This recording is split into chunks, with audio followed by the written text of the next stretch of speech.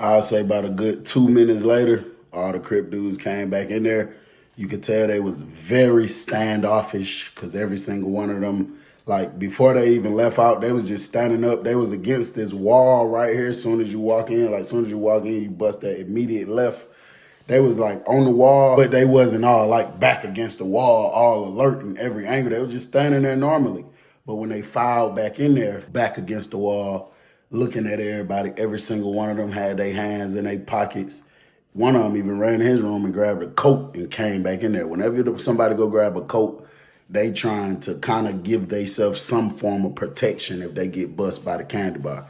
So they came back in there, they looked at everybody. One of the Crip dudes was like, man, cuz ain't going on no dope, bro. Cuz say they don't want to go on the dope. We ain't finna make them. We ain't finna make them get on the dope. It just is what it is. It's just what it's gonna be, bro.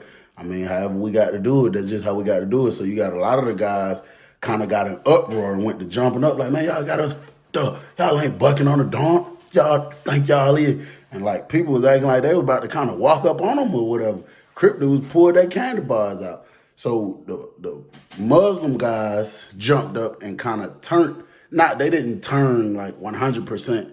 They back to them because, they ain't about to get popped trying to talk to us. But the Muslim dude, tall Muslim dude, he was like, nah, bro, no, this ain't the way. This ain't the way. So the other people was like, you making this ain't the way. You tripping. We just talked about this. And then the Muslim dude was like, this ain't the way, bro. No, we don't need to do it like that. So when he winked, and he was like over talking to everybody, all the gangs kind of calmed down a little bit. He was like, bro, if they don't want to go on the dope, it just is what it is. We'll keep this structure amongst ourselves. And then he turned back looking at the Crip dudes. He was like, how about we just keep this structure amongst us, bro? Y'all don't want to follow the structure. Y'all don't want to follow the darn rules, bro. Y'all do what y'all do. Y'all just ain't a part of our structure. So if y'all need help, y'all need some food. If y'all hungry, y'all need to use the phone and y'all get knocked off, y'all ain't got it. Whatever y'all situation is, y'all just not part of us, bro. We not helping y'all. We just looking at y'all like y'all just live here. Y'all not part of our structure. Crip dude was like, say less. And they all fired out. They left out. The Muslim dude was like, bro, that ain't the way. That ain't how we got to do it. They bucking. You know what I'm saying? They think it's 6 of them, bro, trying to go against like 80.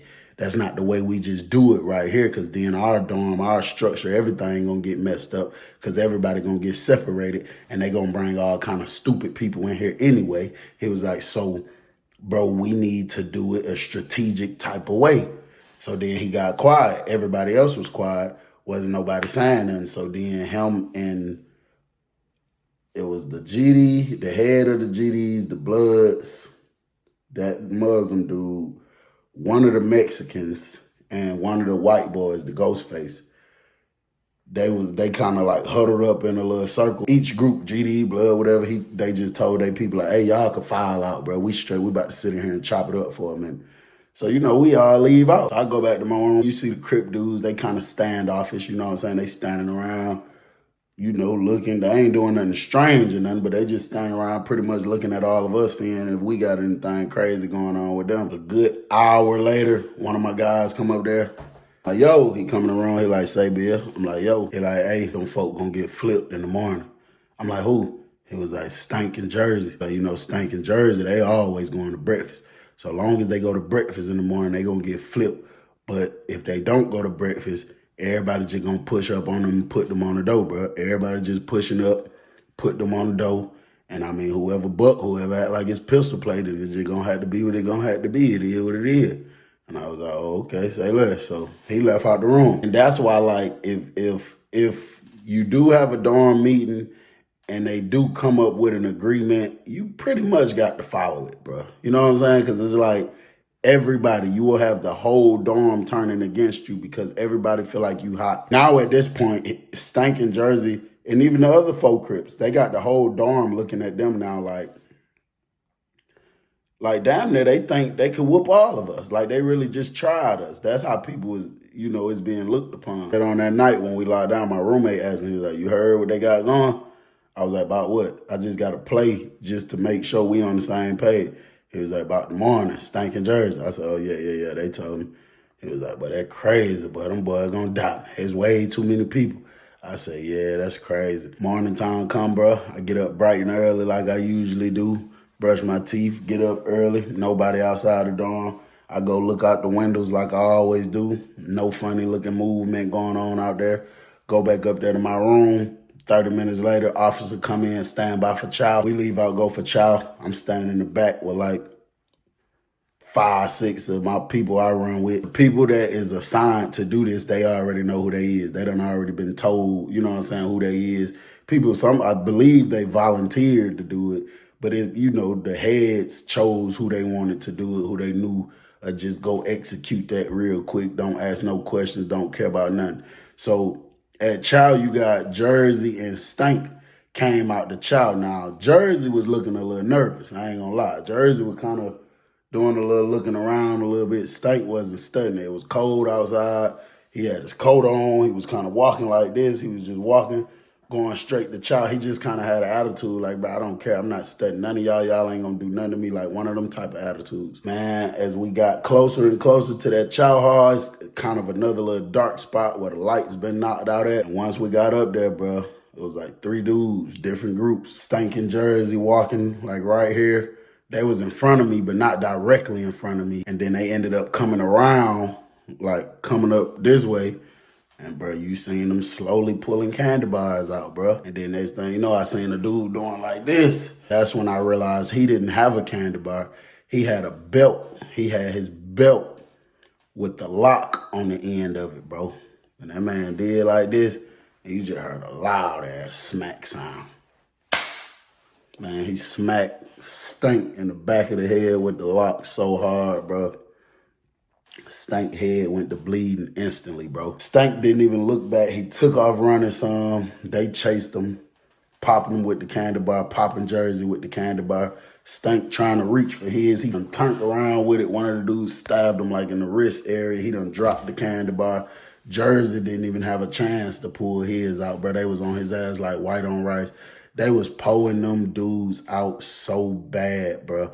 And I'm going to tell you what I didn't understand. If I know it's me and 5 of my guys in the dorm, that's all it is. It's 6 of us total. And we just bucked on the entire dorm. And we know and this is a 100-man dorm. And we know for a fact we are in the 100% wrong. There's no way possible that 2 of us are going to chow by ourselves. It's not going to happen. All 6 of us finna get up and go to chow. That's how it will happen. That's how I wouldn't be able to accept nothing less than that, because we wouldn't be able to trust nothing. We would not be able to trust nothing none of them got going on. We need to all be together at all moments. And that's actually a security measure that a lot of gangs use. So I just didn't understand how they were so comfortable getting up, going to chow by themselves without their guys anyway. Eventually, Jersey and Stank finally went to running towards the kitchen. Them dudes chased them, still busting them with the candy bar, bro. The line ended up stopping. Me and a few guys I was chopping it up with back here, we ended up stopping. We just leaned against the gate now. We know it's just a matter of time before the folks come lay us down on the ground, so ain't no sense in keep trying to, like, we going to the chow hall. Stank in Jersey makes it inside the chow hall and go running in there. Once they get in the chow hall, the dudes that was busting them, they stop. They don't chase them in the chow hall. They stay outside the chow hall. Dudes that was pulling them out, they turn to the chow hall, facing the chow hall, because it's like the building, the height of the building, I would say it goes up to about like a 2nd-story apartment level. That's about how high it is. And they turned to face the chow hall, and they all took them candy bars and went to throwing them on top of the roof. So what happens is you would never get those candy bars back. But when the police come and try to do some type of search, I don't got no candy bars on me. So you're not going to have a reason to lock me down and take me to the hole. So that's why they threw them up there on the roof. The officer that was in the kitchen clearly called the code. She shut the line down. The people that was still trying to walk in there, she told them get back out, and she called the code. Next thing you know, the CERT team, all the officers from every building come taking off, running over here to this, running over here to the kitchen. Bro, because this the thing. This how it is. We walking, let's just say this is the door to get in through the kitchen. We walking from this way. Once you get here, it's actually a gate where you can walk through here, and that'll help you get to medical real easy. But to make sure people's not trying to do-wop, they leave this gate locked. So when you get down here, you can only go in the kitchen, or you can turn around and go back to where you just came from. So when they took off running in here, they went in the kitchen. Then it's a long gate in the kitchen to make sure you can't do-wop. They had to run around that long gate, and then they could go out through that door. So now they on the other side of this gate. Bro, they went to running this way. And while they up there running and running, the police that was coming from this side of the gate, they went to unlocking the gate and trying to ask them, y'all all right, y'all all right? Bro, they bleeding bad, bro. They was bleeding bad, but they was asking them anyway, like, y'all all right, y'all all right?